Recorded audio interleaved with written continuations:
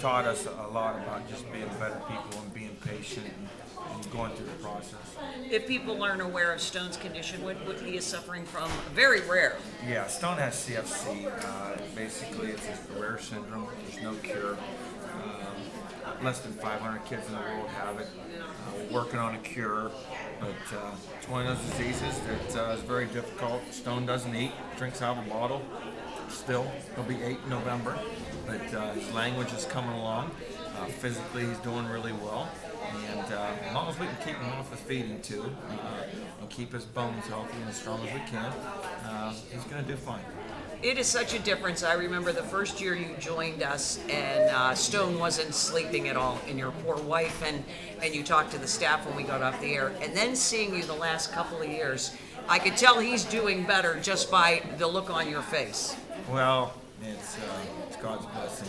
I've been very fortunate that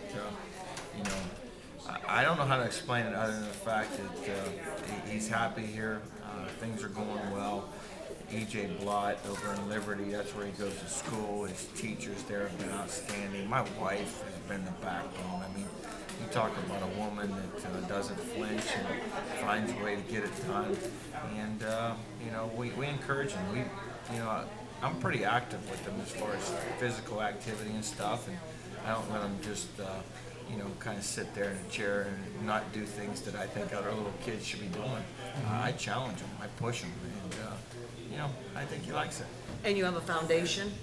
Yeah, we have a foundation, No Stone Unturned, and we basically started that because Stone needed a helmet for his head, and the insurance company said that helmet was, the size measurements weren't within 1 millimeter they needed to be for them to pay for it.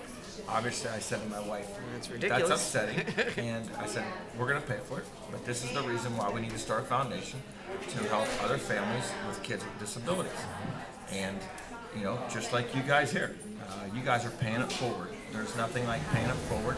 So we have a foundation. We do a fundraiser here in Youngstown. We do one in Manhattan, Kansas. My wife has actually started a school with the money she raises in Kansas.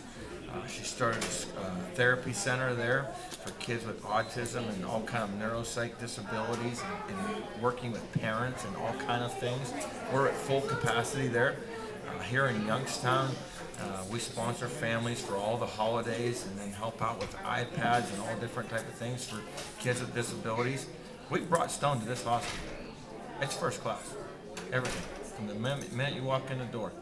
And this is where we bring Stone, because we know we're going to get first-class treatment, and obviously they know what they're doing. Well, we are so glad that you had a moment to stop by today, and our YSU Penguins looking good. Yes, ma'am. We had a tough weekend last week, but that's. I wish you would have won. So do I. I promise you that. But I think the difference is we expect to win those games now, as opposed to just collecting a check. We really expect to go play well and win those games, and that's what was a little bit disappointing. We let it get out of control during the late second quarter there, but hey, chalk it up to experience and move forward.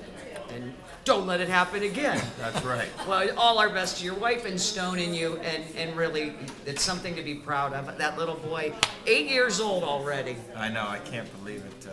I went in this morning to put his bed sheet back up on top and told him I loved him, and he pops up and says, bottle. So he wanted his bottle, so I had to get him a bottle this morning before I left. But my wife doesn't like when I get him up at 5:30. Well, you keep pushing him. Thank you, Coach Wolford from YSU, and we need it.